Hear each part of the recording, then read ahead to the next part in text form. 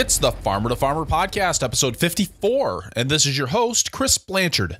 My guest, Eric Schultz, owns and operates Steadfast Farm, a certified organic farm in the heart of a suburban community on the outskirts of Phoenix, Arizona. With 3 acres of vegetables, over 6 acres of orchard, and a passel of livestock, Steadfast Farm is the neighborhood amenity in the Agritopia development, an alternative to the golf courses and swimming pools that often anchor suburban developments. Steadfast Farm sells produce through restaurants in the neighborhood and around Phoenix, through a farm stand, at farmers markets, and through a CSA. Farming in suburbia comes with its own challenges, as does farming in the desert Southwest, and Eric fills us in on the ways he's made the most of both. We discuss how he's leveraged his neighborhood for marketing, how he manages irrigation, the evolution of Steadfast Farm's livestock rotation, and how he's moved away from the intensive mechanization he started with. Eric also gives us a good lesson on how to grow medjool dates, which I thought was really cool. We also get into the details of the arrangement that Eric has with the developers and owners of the farmland and how the neighborhood has managed some of the complications of having an urban farm. I had a lot of fun connecting with Eric, and I hope you do too. The Farmer to Farmer podcast is brought to you by Vermont Compost, founded by organic crop growing professionals committed to meeting the need for high quality composts and compost-based living soil mixes for certified organic plant production. VermontCompost.com. Bandwidth for the Farmer to Farmer podcast is provided by BCS America. BCS two-wheel tractors are versatile, maneuverable in tight spaces, lightweight for less compaction, and easy to maintain and repair on farm. Gear-driven and built to last for decades of dependable service. BCSAmerica.com. Eric Schultz, welcome to the Farmer to Farmer podcast. Thanks, Chris. How are you? I'm doing great. It's a cloudy, cold, snowy day here in Wisconsin. How are things out there in Arizona? Oh, it's sunny and warm. I think we're probably about 75 right now. I think we're looking at highs in the mid 80s today, which is a little warm for this time of year, but we roll with it. It's a rough life out there, isn't it? Oh yeah. I'll admit I did just get back from a week in Arizona vacation down around Tucson, and wow. Just what a change. A little different, yeah. I'm actually originally from Minnesota, and so whenever I go back to visit my family, it reminds me how different where I live is. And so tell us a little bit about Steadfast Farm and about the climate that you're farming in. Sure. Steadfast Farm, we are essentially a farm, or Steadfast Farm is my farm business. We operate land in the center of a residential community in a suburb of Phoenix called Gilbert. And so it's basically your traditional suburb community, and there just happens to be a small organic farm in the center. Farmland is about 11 acres, 4.5 acres set aside for vegetables, and we have about 6.5 acres of orchards. So when you say the farm happens to be situated in the middle of the community, I have the impression that the Agritopia community was kind of built up around the idea that there would be a farm at the center of it. Sure. Yeah. Let me give you the history of how it all came together. It was definitely intentionally done. And so the farmland itself was homestead in 1920. By the Raber family, and they grew a bunch of traditional Arizona crops, alfalfa, cotton, sugar beets, corn, wheat, all those kind of things. And about 1960, the Johnston family purchased the farm. They came from Northern California, looking for a farm that they could manage as a family, not really having any employees. And they started to farm it the exact same way with just those kind of staple commodity crops for Arizona, and did that for a number of years. Jim Johnston, who was the farmer, he had 3 sons, Joe, Steve, and Paul, and they helped out on the farm and went on for a number of years. Now, kind of fast forward to the 90s, mid-90s, development was kind of pushing out this way where this used to be a very rural area. And so a lot of the farms in the area were selling off their land and either retiring or moving farther out. And they're essentially building homes on that land, your urban sprawl, if you will. And the Johnstons, kind of being spearheaded by the eldest son, Joe, he wanted to I guess, embrace the inevitable, but also kind of maintain the agricultural heritage, kind of leave more of a legacy. And so he kind of came up with this idea of combining a neighborhood with a working farm in the center. And so worked with different developers, and Agritopia was born from that. And so his idea of trying to create the best possible community and agriculture, and combining those two things, and really trying to make a modern day village, if you will. And so, they have 450 single family homes now in the neighborhood. About a year and a half ago, they built an assisted living community, which is full independent senior living all the way up to memory care, frail care. So that's kind of integrated into the neighborhood. There's a school, a couple of restaurants, and then they're working on a couple new projects that will create kind of a craftsman community, an artisan barn of different craftsmen doing their trades in our old Quonset hut barn, and then a mixed-use project which will add 250 apartments up above restaurants and other kind of food artisans. So that add another 250 residents. So a lot of people in a relatively small space. But all very intentionally designed. I know a lot of the urban farms, or I might classify it as a suburban farm, yeah, where development has engulfed an existing agricultural operation. I think a lot of times those are they're just sort of built around. This one, it sounds like, was very intentionally preserved and with a neighborhood constructed around it to be focused on the farm. Yeah, that's exactly right. I mean, the farm is not part of the neighborhood. We're, a separate entity, a separate business. And now the actual farmland is the Johnston family created a nonprofit to preserve that farmland, and also kind of promote suburban farming down the road as well. And so we're neighbors with the neighborhood. We're an amenity to the neighborhood.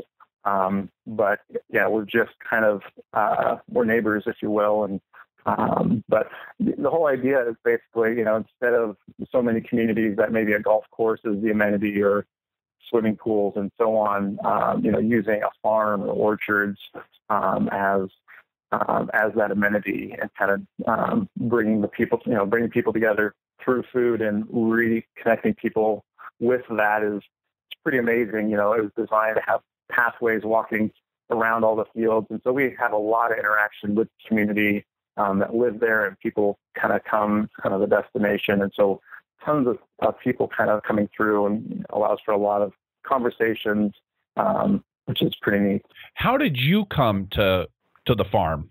That is a good question.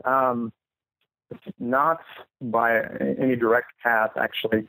My background is in landscape design, and I had been working here in Phoenix, and was actually friends with the Johnston family.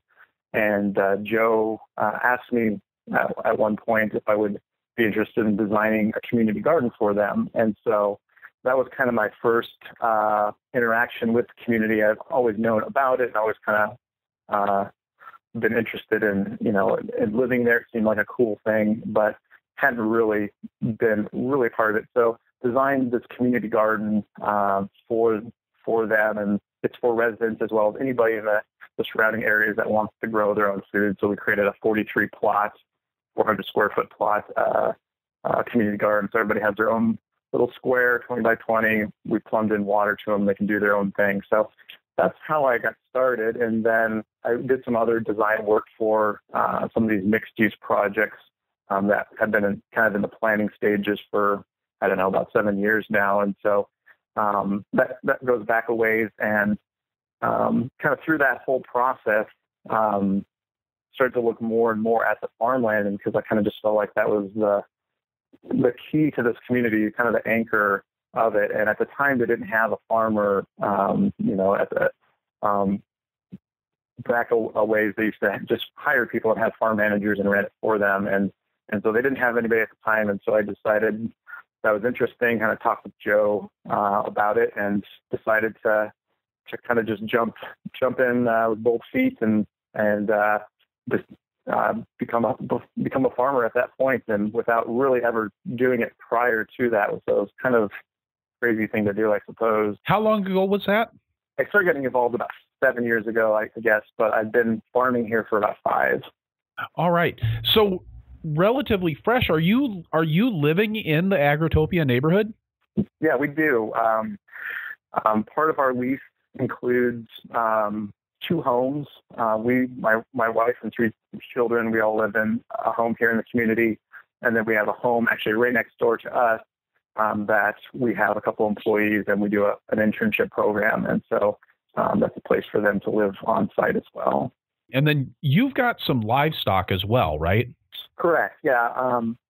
We've tried a number of different animals over the years. One of the things I like to do in the off season or on vacation is visit farms. And so a few years ago, I visited Polyface for kind of an intensive weekend kind of workshop, and was super inspired about what they were doing, and tried to kind of figure out how we could apply some of those principles to a suburban farm.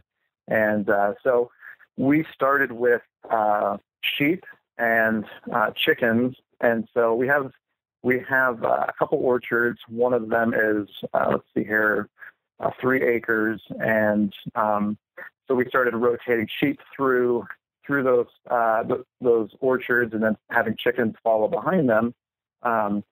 And what I didn't realize is that sheep really enjoy eating citrus trees. And so they started just going to town, stripping all the leaves off the trees and that. And so we had to kind of adjust and pull them out of the orchard. But what we ended up doing is just leaving chickens on a rotation in that orchard. And now we have ducks, and we do turkeys. And so we rotate them through this orchard in different paddocks all the time. And it's created a really amazing kind of just this kind of closed loop system, this silvopasture of ecology, and seeing kind of the synergy of the birds, and utilizing the trees for shelter and protection, and then fertilizing, and they mow down the clover that we had planted on the ground around the trees. And so that supplements a lot of their diet. And so, yeah, we have 0 inputs in our orchard now, where the birds are supplying everything they need. We don't have to mow in there anymore. And so it's created quite a cool system for us. And so we run 250 layers through there. And then we have about 60 ducks for eggs. In the past, we've raised broilers, some Freedom Rangers in there as well, but we've kind of gotten away from that, trying to simplify a little bit. And then we'll raise some turkeys seasonally for some of our CSA customers.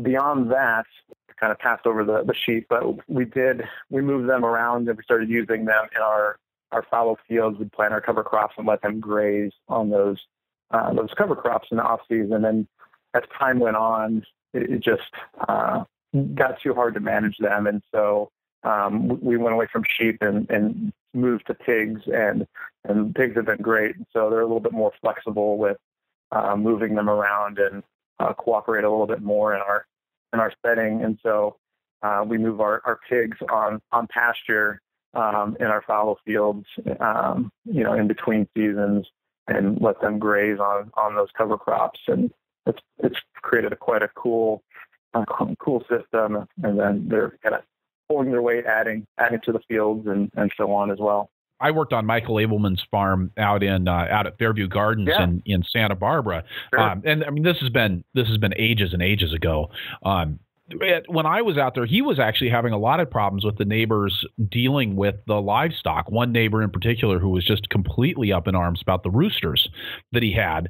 And I'm wondering how your neighbors in a typical suburban development deal with the fact that, I mean, not only are you raising livestock, which has a tendency to stink, sure, but you're also raising things to kill them. Yeah. And how people actually feel about that there, and if that's been a source of any friction or. Yeah, I mean, let me first say, like you mentioned Michael Abelman and that, and his book and what he's done out there in California was kind of inspirational in some of the planning of this too. So I think you can maybe draw some parallels as you think of your time there. But For livestock, I mean, one of the best things that Joe did when he was kind of developing this whole thing is right into the CC&Rs, the covenants for the community, that anybody that moves in, they have to sign off that they understand that they're moving next to a farm and that they have essentially no recourse for anything we do. And so we're completely protected from dust and smells and noise and you name it. As far as, how it's written now, do we get complaints from time to time? Of course, we try not to have too many roosters.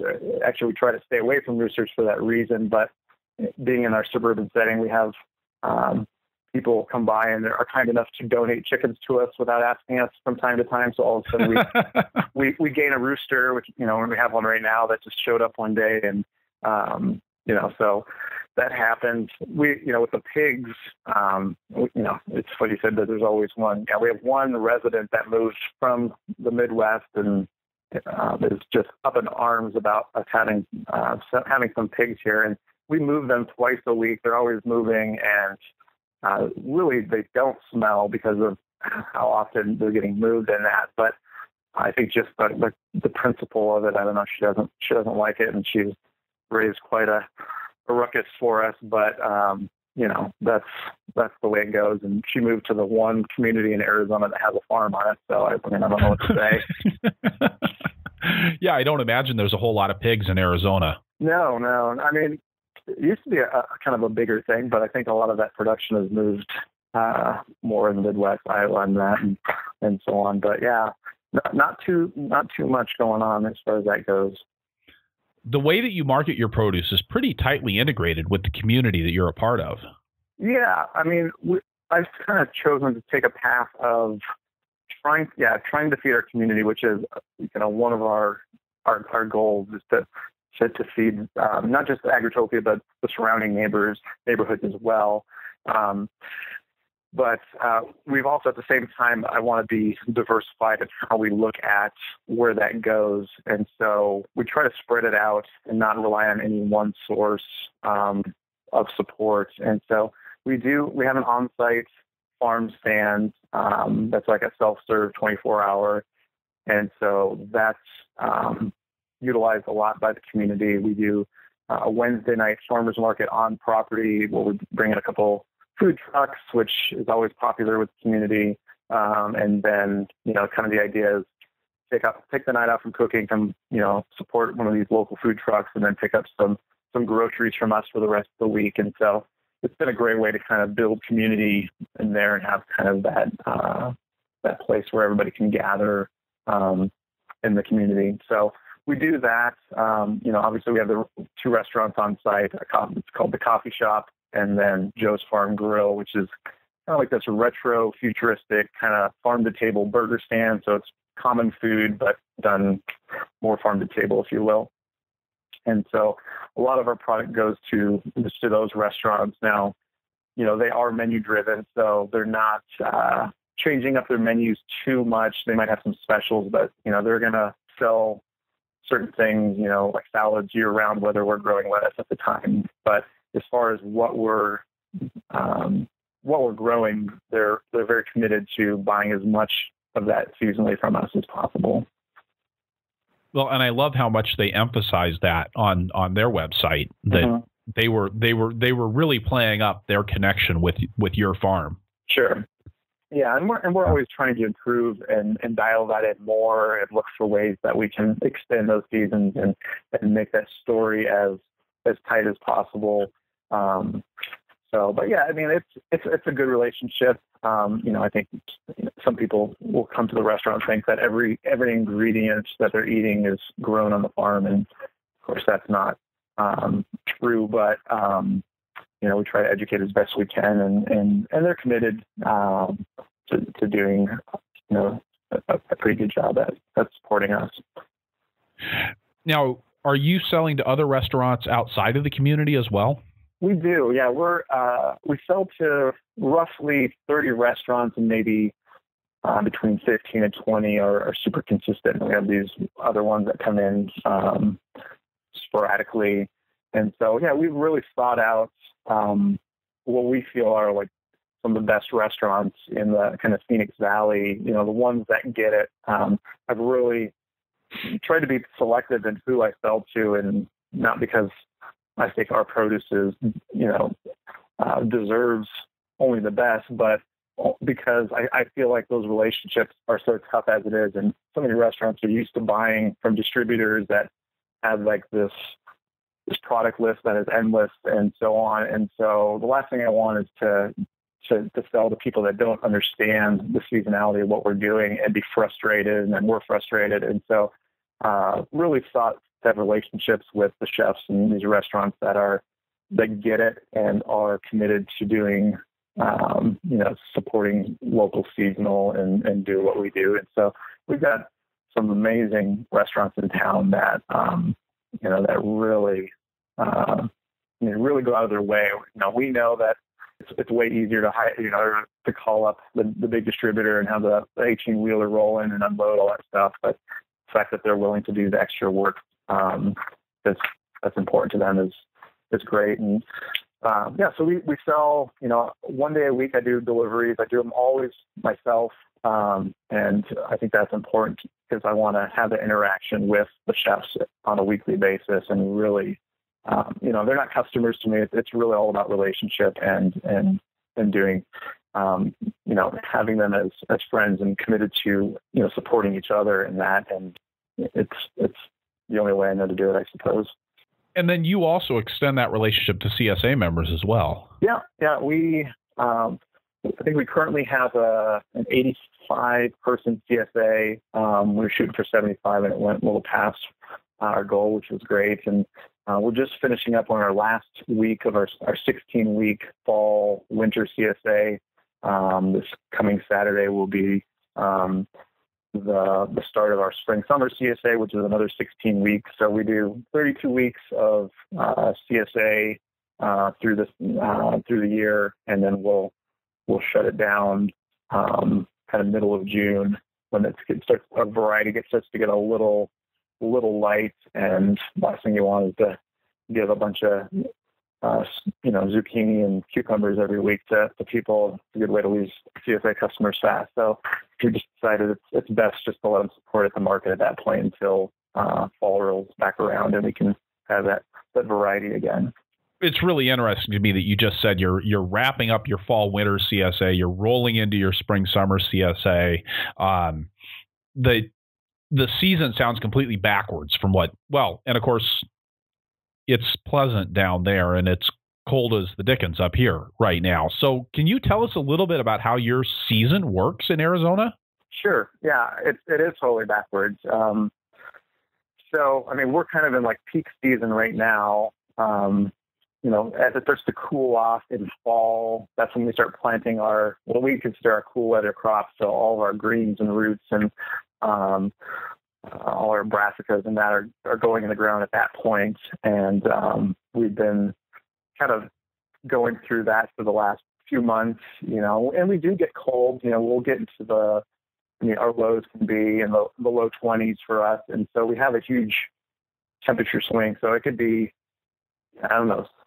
70 degrees during the day and then drop into the 30s at night. So we have like this huge swing, which can be challenging at times, but the winters are mild for the most part. Our cold temperatures, those dips are only for, maybe a couple hours, and that starts to warm up again. And so we have a lot of, flexibility or a lot of success growing kind of during those times. And so we're growing like crazy now. And then as we're transitioning, we've got all of our tomatoes and peppers and eggplants already potted up in the greenhouse, just waiting for that last frost or that risk of frost to go away so we get them in the ground, and then we'll start to transition. So we kind of split our season into two, that spring, summer, fall, winter. As we go into spring, summer, there's that overlap of the two seasons of what we're growing, but we're going to be planting all of our, squash and cucumbers and melons, and then all of our peppers, eggplants, tomatoes and beans and that sort of thing. And so we'll have that twice a year where we have this overlap in season where it's just like so much growing, which is great. And then it'll start to warm up in those cool weather crops will start to bolt and not do as well. And, we'll have some storage roots, available for a while. And then we'll just be in those summer crops. And then we'll hit the peak of summer. And then even that gets a little challenging with, when you're hitting 110 degrees, tomatoes are not setting fruit anymore. So they're kind of going dormant. And so our variety goes way down. And then we'll wait for those temps to cool down a little bit more in fall. And then those tomatoes will pick back right up. And we'll actually have our best harvest on the tomatoes and peppers and eggplant going into fall from those same plants that were kind of over summered, if you will. And so kind of strange. And yeah, I mean, even our orchards, everything's backwards. So we do the citrus. We grow 18 varieties of citrus, and that's we're in peak season right now. It starts typically end of December, and it'll go through spring. And then we just finished pruning our peach trees, which are in full bloom.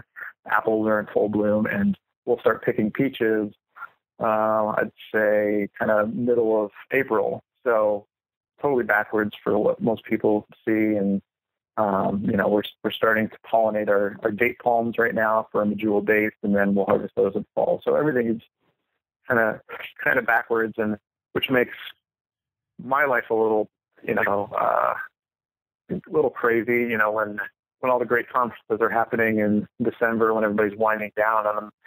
And that's kind of like our prime time, and I'm trying to get away to visit, visit these things, and everybody's kind of hibernating for the winter, taking a breath, and we're just going like crazy. So it's pretty different. Do you end up with a down season then? Is there actually some? I mean, if you're in the upper Midwest, December, January, unless you're crazy and growing stuff in the winter, you do get some downtime. Do you get a break?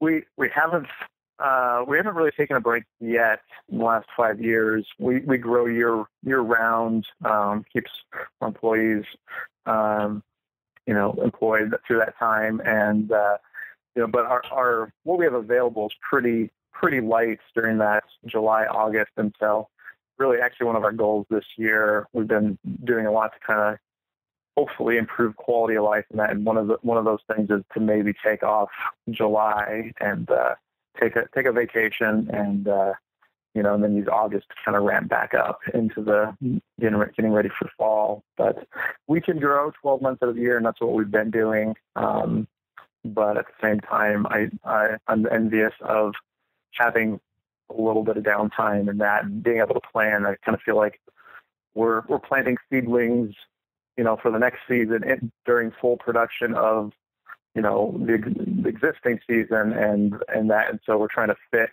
the next season's workload on top of, on our, our full production workload. So it gets to be a little much, but I guess we're also fortunate that we can grow as many months of the year as we can. So. Yeah. So do you end up working really long hours during the peak of your season, or do you find that with the longer season it lets you level things out and ease off of the intensity a little bit? I mean, for quite a few years we were working crazy hours, like all the time, and I think my wife isn't on the call because she'd have a lot to say about that. But yeah, I mean, we've put in a lot of hours, and the last, I'd say, year and a half, we've been really pushing to kind of recapture that quality of life, and we're dialing in a lot of more efficiencies in what we do so that we can regain that and work kind of more manageable hours, so I'm not, this is what I do, and this is my farm. And so I'm fine with, or I can reconcile putting in the hours, but when you have employees too, it gets to kind of wear on them, and I don't want to burn them out. I want them to enjoy what they do. And so we've been really working hard at working kind of your 7 to 5 kind of hours right now. And JM Fortier, who's been on your show, he's a friend of mine, and I visited his farm last summer just to kind of see, and he's really he's worked really hard at, talks about in his book about managing, that production so that their downtime is accounted for, I guess. And so that was always really inspiring for me. And so went up there and visited his farm for a week or so and had to see it for myself. And, it's the truth. So, that was inspiring. So we've been working hard. I've been going through, another one of your guests, Ben Hartman. We've been going through the Lean Farm book as a team and kind of working through and dialing in some of those principles as well. And so working real hard to get there. Like you said, I'm pretty young in the farming game and have a lot to learn. And so we rely on a lot of these guys have been doing it for a while and figure it out. And we're hoping that we can make that curve a little tighter. So I think it's really great that there's a lot of models out there where farmers aren't just focused on how many hours they can put in, but they're actually really thinking about how few hours they can put in and really make things work, trying to get some limitations set up on the system to try to push that better performance. Yeah. I know on our farm, one of the best things we did was when we reduced work hours, and I still tended to work long hours, but I also recognized that my efficiency went down the longer I worked, so there was kind of this point of diminishing returns. And it was even more so with the employees. Actually, we got just as much work out of people with 8-hour days than we used to trying to have people put in 11-hour days. It was a really big deal when we made those changes. Yeah, it's been, I mean, right now we're trying to keep it to that, 7:30 to 4:30 or 5, right? And, it's been working and our folks work hard and they know we got to get this thing done by this time. And, there's days that we go past that because, we have to finish whatever we're working on. But, since we've kind of started to create those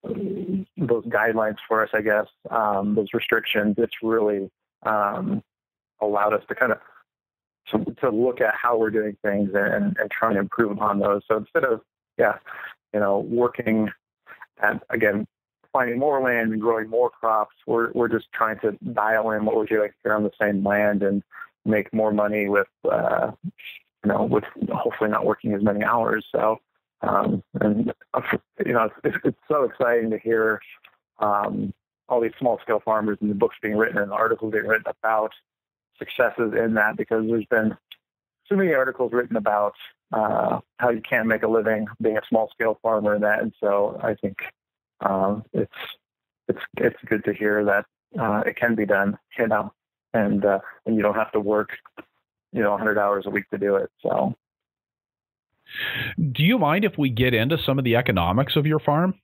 No, not at all.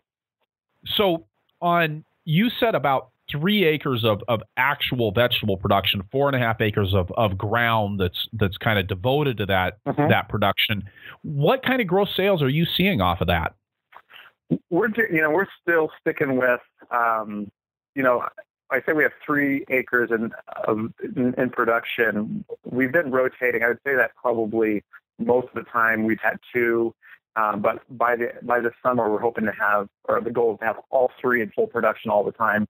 And with some beds and cover crop and whatnot at the time. But we get about 100,000 an acre, which seems to be kind of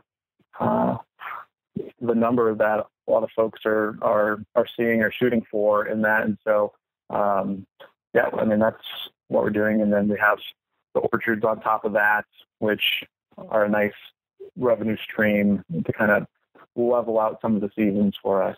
And I don't know anything about orchards and what kind of revenues would be normal from those, but you said 6.5 acres of orchard. What are you seeing off of that? Sure. Our orchards are pretty diversified as well. So we have 18 varieties of citrus, and we go about that from two ways. And one being we're harvesting for retail and wholesale, bagging up citrus and so on, and selling that.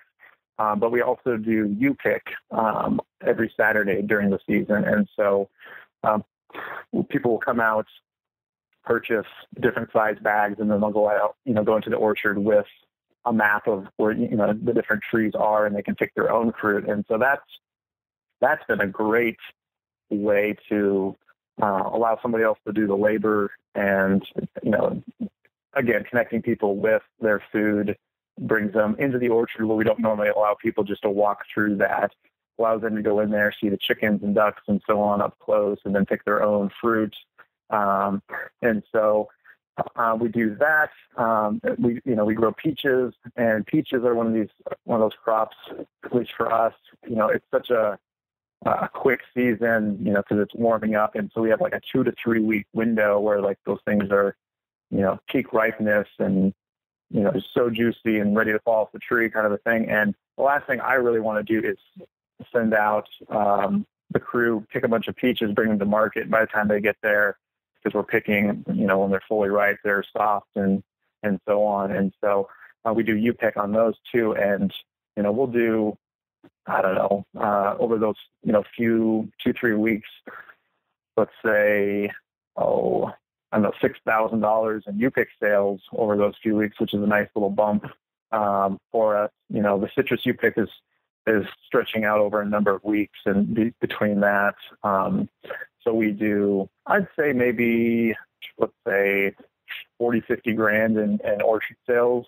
each year. Okay. But our biggest cash crop, which is technically, I guess, part of our orchard too, is our medjool dates. And that's a whole different animal. I think if I were to pack up and move somewhere else and start a new farm, I probably definitely wouldn't have medjool dates, but we have them, and they're amazing. They're delicious, and they're a great cash crop. So we have 23 date palms, super labor intensive. But out of those 23 date palms, depending on the cycle and seasons, that we'll get between 3,000 and 5,000 pounds of dates off of those. Wow. Yeah, it's amazing. And they're dried fruit. They store so well. So we have them, we harvested them in September. We still have, hundreds and hundreds of pounds left over, so we don't really have to do any processing. So we'll clean them up a little bit and package them as we need them. And it's a great way to kind of keep, having some consistency to that. And so, when you're talking, $7 to $8 a pound for dates, it's a great cash crop. But also say that's the most labor intensive thing we do, and it happens at the peak of when everything else is going on. So it's a huge strain on everybody to have to fit that into what we're doing. We hand pollinate everything because dates are they're wind pollinated, not insect pollinated. And so we have to go up there and grab those pollen branches off the males and then wait for the female branches to come out. And we only have a 3-day window once those pop out to pollinate them to get, good pollination. So are you guys out there rubbing branches of date flowers together? Well, that's one way. Yeah, we take the male, the flowers, the pollen, and we let them dry, and then we kind of shake it and extract that, and then we put it in a little squeeze bottle, if you will, and we just kind of dust that onto the fruiting branches when they come out. Okay. Yeah, but it's crazy. We spend probably 10 to 12 man hours in each palm tree, on ladders or on a lift and that. So it's a lot of time. And so, but again, it definitely has its benefits as well. How tall is a date palm? Ours right now are about between, let's see, some of them are probably, our working height's about 18 feet. The males are taller. Their working height's about 25. And if you probably measure to the top of the fronds, it's probably another 10 feet at least. So pretty tall. And so that's, I designed a lift this last season, which is like a U-shaped catwalk, if you will, that we could put on the front of a tractor on some forks and lift it up. And then we just climb up there into a ladder with a ladder, because we used to stand on ladders, and you're thinning dates, thinning fruit to kind of give more space for 3 hours standing on a ladder. That's a recipe for disaster and pretty miserable. And so this lift allows us to kind of walk around the entire tree comfortably, and not worry about people falling out of off ladders and that sort of thing. Yeah, that's really interesting. So with the dates, I mean, what else is involved besides the pollination and the harvest? Sure. Yeah, I can walk you through it. It's a long season. We start pollinating about this time of year. So basically, with this warm weather, it's accelerating things on us. So we're watching for those shoots coming out of the center of the males, which are going to have those pollen branches. And so once those come out, we'll cut those down again, let the flowers dry, shake out that pollen, and then we'll kind of be waiting for those female flowers to pop out. And then again, we have about 3 days once we see one. So it's kind of a everyday thing where somebody goes out, kind of makes the rounds and looks for those fruiting branches. And once they're out, we go up in the ladder, dust the pollen on them, and then we tie like a little piece of twine around that cluster, which the arm of the date, the fruiting branch is a bunch of like strings, if you will, and there's fruit, little nodes all the way down each string that the fruit grows on.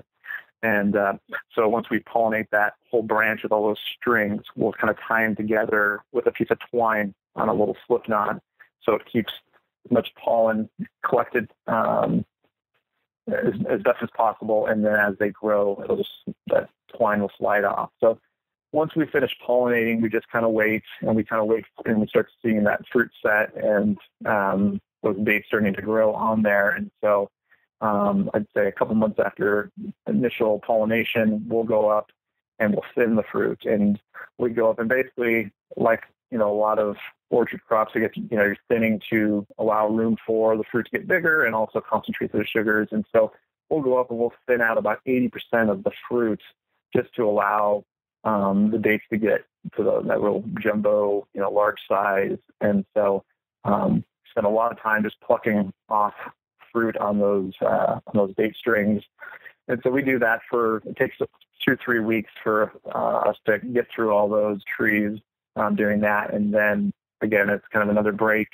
And then let's say, July, the fruit is starting to get some color, going from green to yellow. And at that point, they're much more attractive to the birds, and the birds want to start kind of pecking at them. And next, so we take cloth bags, and we put a cloth bag over each cluster of dates, kind of tie those over, and that protects the dates from the birds getting at, and because they're sealed on the bottom, but also down the road when they finish ripening, it'll collect any that fall off. So we do that, and then we wait until the beginning of fall, and they kind of get that nice dark brown color to them, reddish, and then we'll go up there, and it takes about 3 harvests because the medjool dates don't all harvest evenly at once. So we'll go up and take some of the fruit off of, the branches, and then we'll put the bags back on, and then we'll come back a couple more times, and that's the process. So it's kind of like your February, March, all the way to September, different waves of intense workload. But again, they're delicious. So, and our customers love them. So, and it's a great, for our CSA and trying to balance that. And it's nice to have that as your fail safe. If you're kind of light on some items, you throw a pound of dates in there. That always makes everything better. So. That's great. Thanks for walking us through that. That's really, really interesting, and I think completely outside of the experience that most of us have with growing crops. So sure. Very cool. What I'd like to do now is take a break and get a word from our sponsors, and then I want to come back, and when we get back, I'm going to ask you how many rattlesnakes you've had out in your fields. Sounds good. The Farmer to Farmer podcast is made possible with the generous support of Vermont Compost Company, makers of Fort V and Fort Light potting mixes. When you buy potting mix from Vermont Compost Company, you're not just buying an input. You're joining a community of growers across the United States. And like the best inputs and the best communities, you're getting a product and a community that really have your back. Vermont Compost Company has been committed to helping farmers make money by growing great transplants for over 20 years. If you've got questions or need help with your transplants, whether you've got questions about watering, temperatures, troubleshooting, growing conundrums, you you can call them up and you can actually talk to Carl Hammer, the founder and owner of the company. And Carl knows his stuff. And about that community, Vermont Compost keeps track of who gets every batch of potting soil they create. And because Vermont Compost deals directly with growers without going through a distributor, they know who's using their potting soils and how they're using them. Vermont Compost Company knows, like I do, that organic growers are some of the best people on the planet. They're proud to be part of that community. Taking care of growers by taking care of transplants since 1992. VermontCompost.com. Bandwidth for the Farmer to Farmer podcast is provided by BCS America. A BCS two-wheel tractor is the only power equipment a market gardener will need, with PTO-driven attachments like the rototiller, flail mower, power harrow, rotary plow, snow thrower, log splitter, and more. You name it, and you can probably run it with a versatile BCS two-wheel tractor. The first time I used a rototiller way back in 1991, it was mounted to a BCS two-wheel tractor, and it spoiled me for life. When you get behind a BCS, you can tell that it's built to the same commercial standards as four-wheeled farm tractors. I've used other tillers and mowers, and I spent most of the time when I was using them thinking of how much easier it would be with a BCS. On my own farm, we went through a number of so-called solutions before we finally got smart and bought one for ourselves. Even though we owned a four-wheel tractor to manage our 20 acres of vegetables, the BCS tackled jobs that we couldn't do with the larger machine, from mowing steep slopes and around trees to working in our high tunnels. Check out bcsamerica.com to see the full lineup of tractors and attachments. All right, and we're back with Eric Schultz from Steadfast Farm, which is also known as the farm at Agritopia in the outskirts of Phoenix, Arizona. So, Eric, Arizona, it's the desert. Do you guys get rattlesnakes in the field? We actually don't get rattlesnakes in the field. We get a few snakes, but not rattlesnakes. The biggest thing we have to watch out for would be scorpions and black widows. We tend to have a lot of those around, and have avoided the black widow bite so far, and so I'll take scorpion stings over that any day. But yeah, they love to hide in the tomato plants and that sort of thing. So we have to watch where we put our hands. But no rattlesnakes, which I'm okay with. At least not at the farm. We don't have to go far to find a rattlesnake if we want to. But and Phoenix, I mean, you guys are. I mean, you're full on desert, right? You're surrounded by saguaro cactuses and sand. We are. Yeah, we are definitely in the Phoenix Valley, which is desert, and got a lot of sand. Our soil is more or less 100% clay, which is kind of an interesting soil to work with. But there actually is some advantages to our climate and having that clay being heavier and retaining water longer and that sort of thing. So we've kind of learned how to manage and work around that. In what we're doing. So, I mean, plants are made out of water. So tell us a little bit about how you're managing the irrigation then out there in the desert. Sure. Well, there's a lot, I hear a lot from different farmers, when they hear that we're in Arizona, there's always like, you're in the drought. I think we kind of get lumped into the same situation that maybe California is in, which we're definitely not in as severe of a situation. We're actually in a decent place, especially for being in the desert. And I think the municipalities have done a pretty good job trying to be responsible for a while now.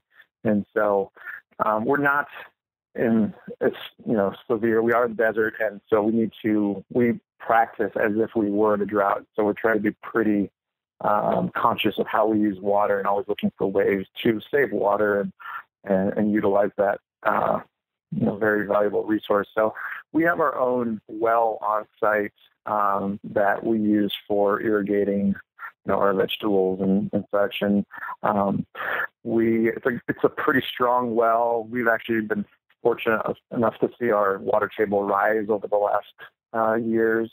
And so that's good. One of the tricky things with our well or our groundwater is it's super high in salts. And so we can't do any sort of top watering of the crops. And so all of our seedlings in the greenhouses are bottom watered with trays. And then we use drip irrigation for all of our fields, which again is more efficient as far as the use of water. But, using sprinklers, that wouldn't be an option anyway. It's just because we'd be kind of burning some of those leaves if we were constantly watering them from above. Wow. That's an interesting challenge. I've never heard of that before. Yeah, it's definitely interesting. I mean, if you look at our soils, see kind of even that salt starts to crust over time. And so we try to break that up a lot with compost and, the rain come in and help flush that out some. But yeah, it's definitely a challenge. Now, with the drip irrigation, are you just laying that on top of the soil, or is this something that since you're dealing with that so much and so consistently, are you going through the effort to bury that? We, last year we buried it, and there was definitely some benefit to that, but there's it's kind of like it was a 50-50, when it was time to fork carrots and that sort of thing, we were springing leaks left and right. And so, but it's nice when you're cutting, cut greens and not having to worry about cutting those lines and that. So this year we've just gone to laying those on the surface and calling it a day. And then when we harvest, we pull the lines off and then put them back. So yeah, we just decided it probably wasn't worth the effort for what we're doing. So they're just right on the surface. Anything that you found that works particularly well for drip irrigation management? I hated dealing with drip. I have a real bias against that stuff because it's such a nightmare. Yeah. You're fussing with it. You turn it off, it all contracts and wrinkles up, and then you turn it on and you have to go straighten it all back out again. You got to move it out of the way when you want to cultivate. It's just I don't know. I hate the stuff. Yeah, no, it's definitely can be frustrating at times. No, I don't know that we have done anything too revolutionary, but we have played with using wooden stakes at the end of each bed, and then we string a bungee cord across between those stakes, and then we use a piece of twine and tie the end of the drip line to that bungee cord, and so that. With our temperature swings, we would always see a huge, like a 4-foot, expanded contraction of those drip lines with the cold and warm weather. And so that helped us to kind of keep the drip lines a little straighter and a little tighter on the beds. And so allow that bungee cord to kind of absorb that flex and then pull everything back. So that's worked out pretty well. But if I'm going to be totally honest, I skipped that step this year. We've always done it. And then this year I didn't just, I don't know, I got lazy, I suppose. But still happy with the outcome. Mm-hmm. Yeah, for sure. I guess that's strategically applied laziness. I think that's worth thinking about. So when we were on break, we were talking just a little bit about your production methods. And you said you guys actually started off with a lot of tractors and equipment, but have kind of migrated away from that. Yeah, that's true. When I took over the farming operations, originally as their farm manager, and then after a couple of years went to leasing the farm from the family, they had all this beautiful equipment that they had purchased over the years to do this style of farming. And so, the Joe Johnston, who's kind of the one who put this all together, the farm, vision and all that. He kind of has an affinity for all things Italian, and so he's got this beautiful Italian spader and bed shaper and Peruzzo flail mower for the back and all sorts of really nice things. And so when I got here, I just felt like, of course I have to use it because I have all this great equipment, and why wouldn't I use it? That sort of thing.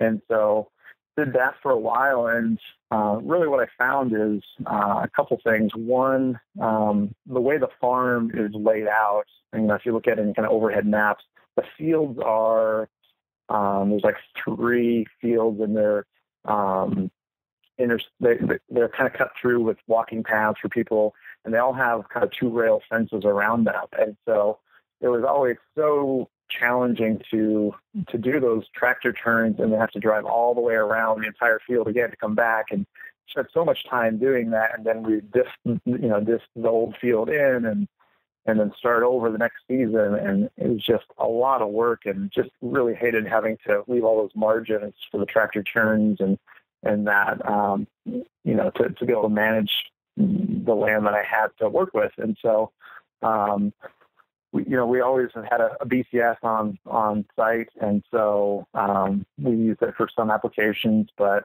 if we talk about the JM, the method, or a lot of what came from a lot of the Elliott Coleman methods and that sort of thing, that was inspiring, and so started to kind of slowly add different components of some of those techniques, but kind of being skeptical, and then finally got to the point where it was all working for us. And so this last year we didn't use any tractors in the field, just our BCS, and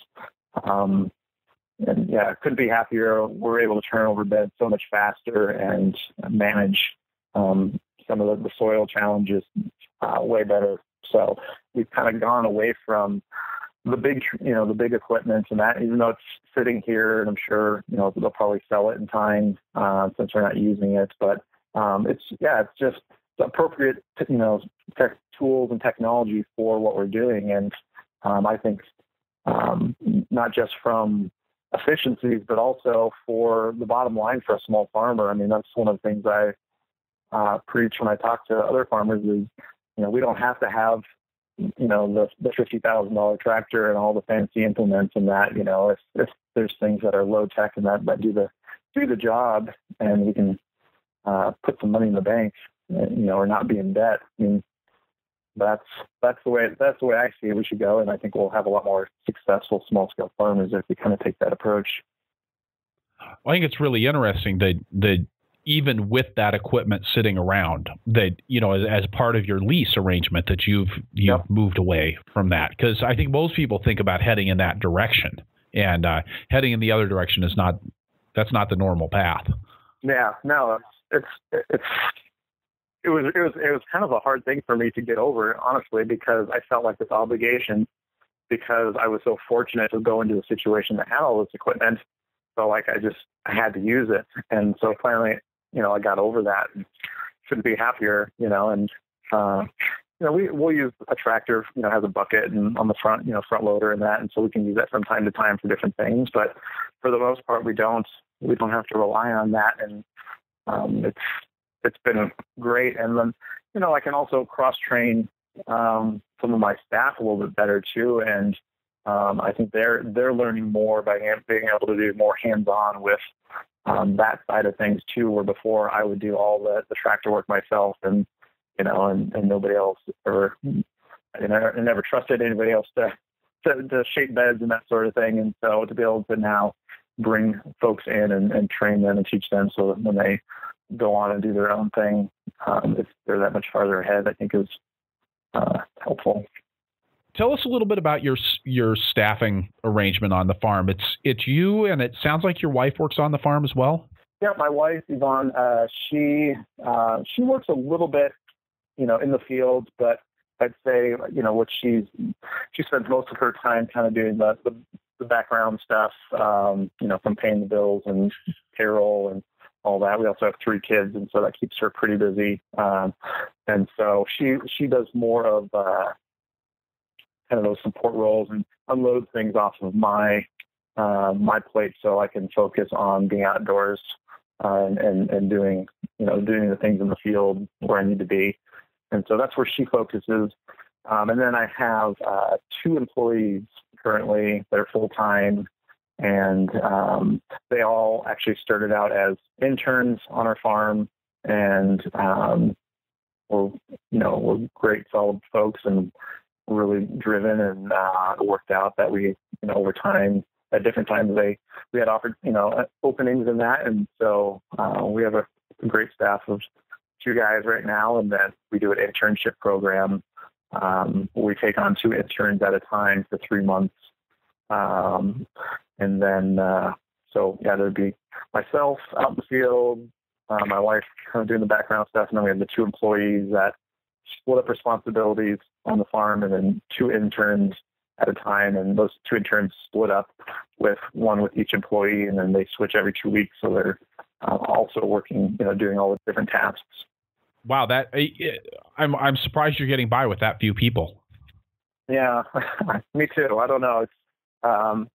It's been kind of crazy. We at one point, we had as many as I don't know, 10 folks working, between interns and employees, working on the farm. And then I just turned into, I felt like I was just a manager of people at that point and not really where I wanted to be. And so we kind of started to pull things back and kind of relook at how we were doing things. And again, just trying to dial in a lot of those efficiencies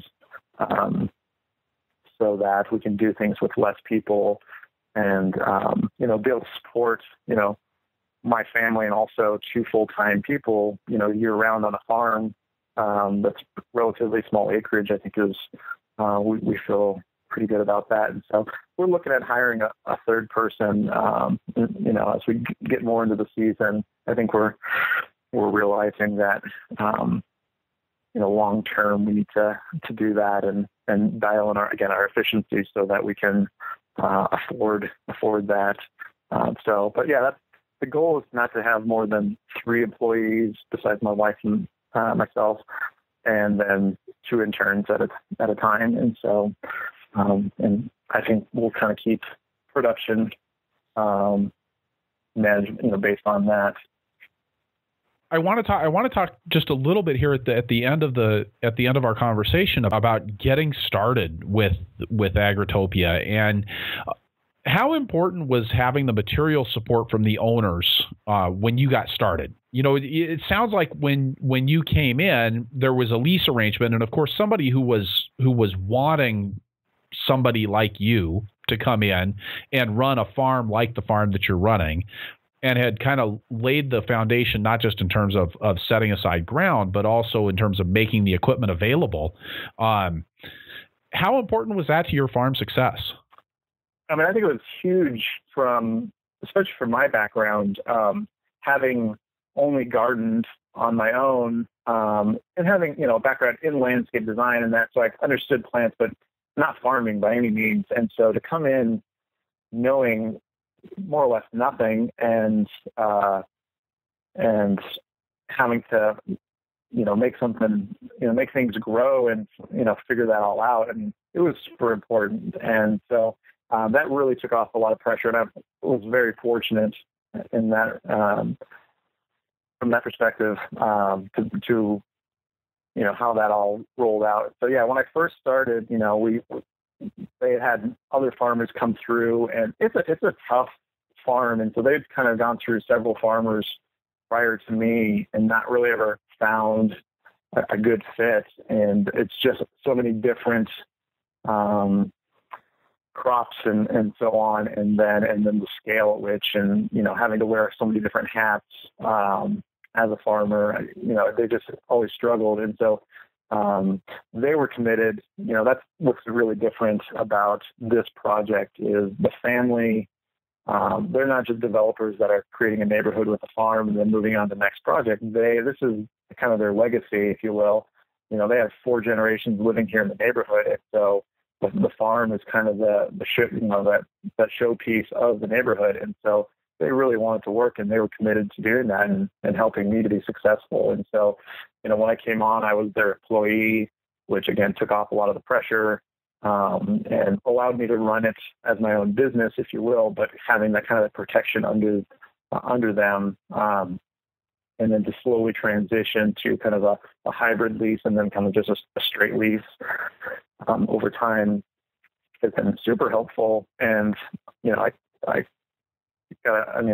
so fortunate, really, to be able to do it that way, because most people are not, and it can be brutal, I suppose. And do you anticipate keeping Steadfast Farm at Agritopia? I mean, is this obviously any farm is a long-term engagement, but is this where you see the farm staying forever? That's a great question, and it's kind of timely because we're kind of in that that phase of the farm right now, kind of figuring that out. And so we definitely, going into this next year, have considered and looked at if we wanted to kind of move operation and buy our own land and that sort of thing. But at the same time, we have put a lot into kind of making this farm successful, and there's a lot of these different elements and components coming in, new restaurants and so on, restaurants that we already sell to and that want to be on property where we can actually grow food and deliver it to them, 15 minutes out of the field, and so there's all these interesting new components of the project coming in. And so we hate to walk away right when some of these things are happening too. So, our challenge is, we're in suburbia. We kind of joke that we're in the fishbowl, if you will, working in the fields, and people are walking around and, watching us, and which is kind of cool. But at the same time, I think we can kind of take that for granted and get a little annoyed over time, and just wanting to be out a little bit more rural and not have to deal with some of those things. And but at the same time, I think we have to keep reminding ourselves that we're in a super fortunate area, and we have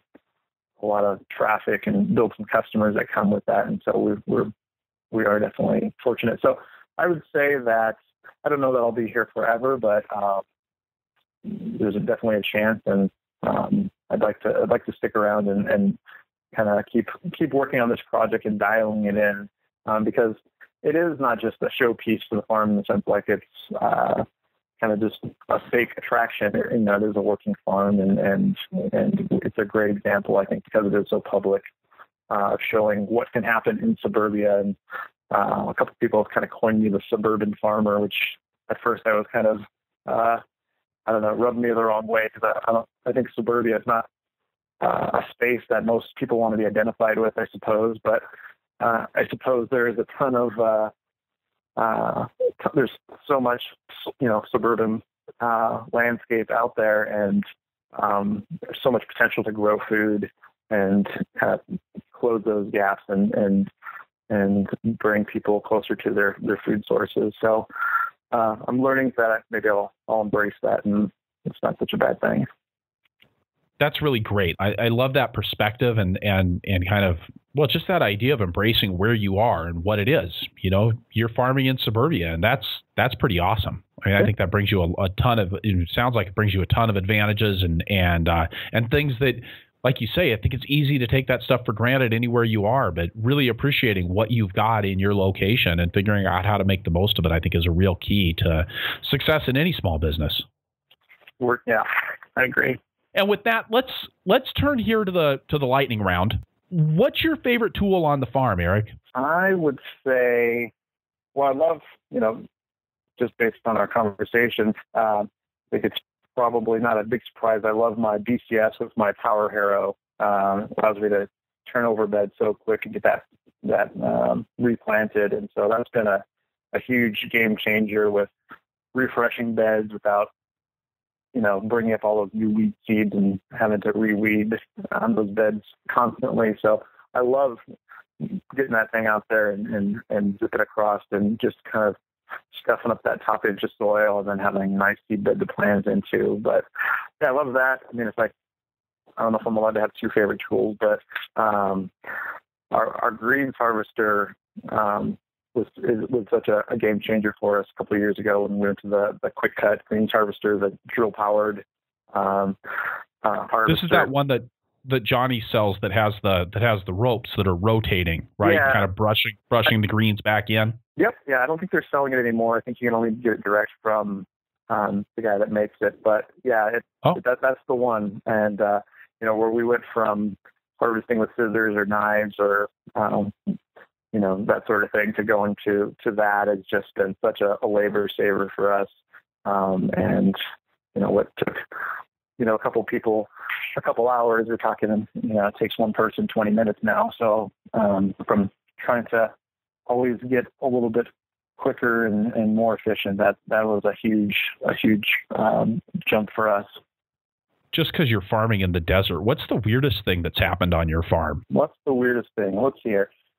It's not one thing, but I would say probably for the listeners, this is probably a very foreign thing for what we have to deal with on a daily basis. And that is, we're a lot of farms probably have like animal pressures, whether it's deer or rabbits or whatever, and insect pressure. I would say, the people pressure is probably one of our biggest challenges, mainly photographers and coming through and wanting to capture the agrarian lifestyle. So we're always trying to keep photographers out of the fields and orchards as opposed to animals. So they're definitely more of a challenge than animals for us. So kind of crazy.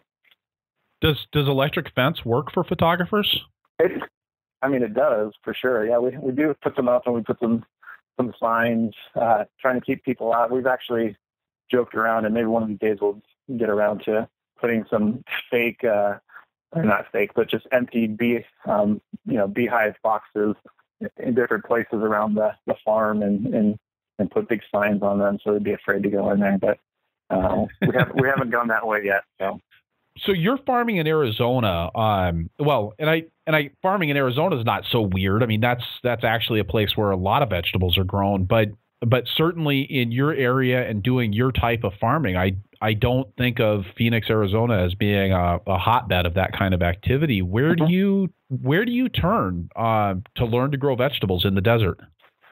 That's a good question. I mean, there's not really a lot of resources out there.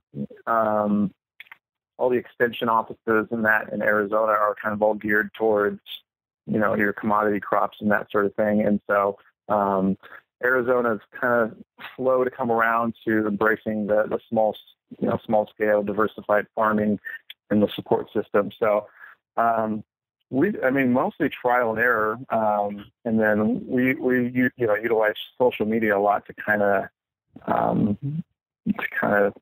learn some things. There's some great Facebook groups for the industry and different kind of topics out there that I learn a ton from, and it's an open format where people are asking questions or giving suggestions, and so that's been helpful. But I don't know that I have anything that's specific to the desert and how that benefits us. It's just been kind of trial and error, honestly.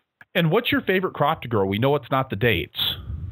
Yeah, right. I would say that either carrots or cauliflower, but let's say carrots. We have super heavy, soil, like really just all clay, but somehow we grow some beautiful, nice straight carrots that are just so sweet. And I think I love the carrots specifically because I feel like everybody loves carrots, and so to go to market and have bunches of baby rainbow carrots or whatever, and all ages can buy a bunch of carrots and eat one right there is pretty satisfying to see people enjoy or get that kind of reaction from what you've been working hard to grow.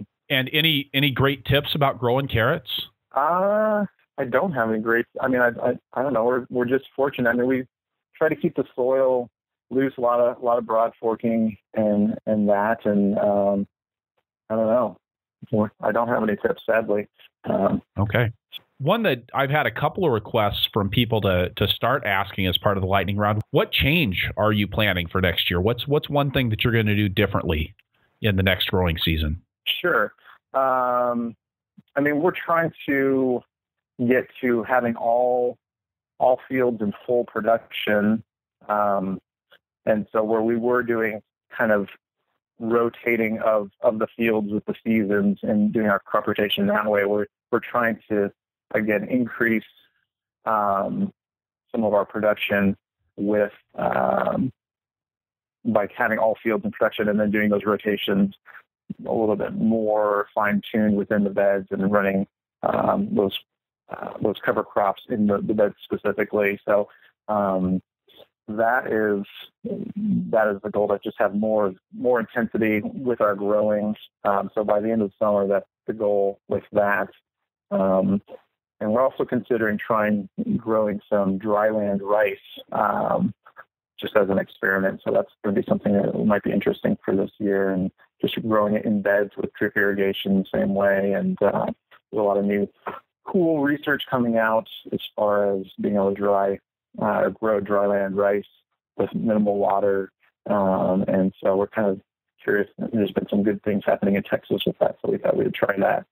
And so get some help from Anson Mills and trying to experiment with that a little bit. That's really cool. And I guess because growing medjool dates wasn't cool enough, you have to go in and grow the rice too, huh? Why not? I'd like to do things. Yeah. Oh, I thought of another thing that's interesting.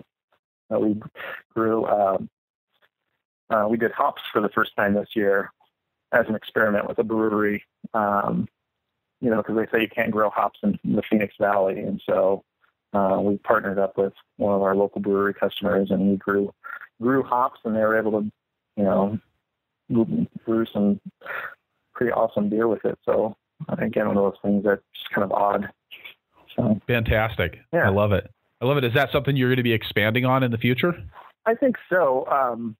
There's a lot of, with some of the construction, with kind of developing the last pieces around the farm, there's a lot of things going on. And so I think makes it challenging now. So we might take this season off from expanding that. But then again, with kind of being suburban or more urban, we're trying to figure out ways to utilize all those margins, all that kind of dead space. So we'll grow them on the fence lines and things like that to utilize what would have been just kind of dead space. And so, yeah, I think we'll keep, now that we know that it worked, we'll keep kind of pushing that a little bit further and further.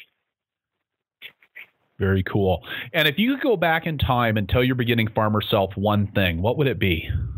Let's see. I would probably tell myself to cast my dreams.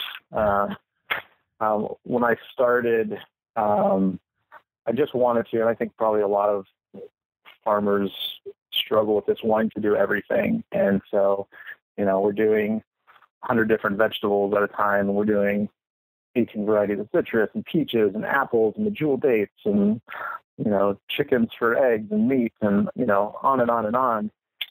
We started growing. We had some extra land available, so we grew 10 acres of heirloom wheat, and then we were going to mill. We bought a mill, and we're going to mill it ourselves, and then we're going to bake bread ourselves. And I just started to lose sight of everything we were doing, and just spread so thin. And so I learned that I just have to focus on less and do those things better. And so I wish I wouldn't have chased so many different things early on, and then just focused on, the vegetables, the orchards, and now we just use the livestock as, obviously we get eggs and so on from it, but it also is benefiting the labor, it's reducing labor in the orchards and inputs and that sort of thing. So it works together, but that's enough, and we just want to focus on those things. Great. Thank you for that. Eric, thanks so much for being part of the Farmer to Farmer podcast today. This has been fantastic. No, it was my pleasure, Chris. I really, really want to say, appreciate what you're doing. I listen all the time. Staff here listens all the time. And so keep doing what you're doing. It's really inspirational to have all these people come on and kind of share what they have going on and what they're doing. So thank you so much. Thank you so much for being a part of it. My pleasure. All right. So wrapping things up here, I'll say again that this is episode 54 of the Farmer to Farmer podcast, and that you can find the notes for this show at farmertofarmerpodcast.com by looking on the episodes page or just searching for Schultz. That's SCHULTZ. I'm winding down my speaking season next week with a series of presentations at the Moses Organic Farming Conference, including my full-day Organic University session, Manage Your Way to Farm Success. I hope to see you there. Please come up and say hi if you're around and you notice my name tag. If you enjoy the podcast, I'll bet you'd enjoy my weekly email newsletter too. It's called The Flying Rutabaga, and you can check that out at farmertofarmerpodcast.com or purplepitchfork.com. Also, please head on over to iTunes and leave us a review if you enjoy the show, or talk to us in the show notes, or tell your friends on Facebook. We're at Purple Pitchfork on the book. Your reviews and referrals make a huge difference in our ability to reach out to a growing circle of listeners. One more thing, I appreciate so much all the guest suggestions I received through the contact form on farmertofarmerpodcast.com. Please let me know who you would like to hear from, and I'll do my best to get them on the show. Thank you for listening. Be safe out there and keep the tractor running.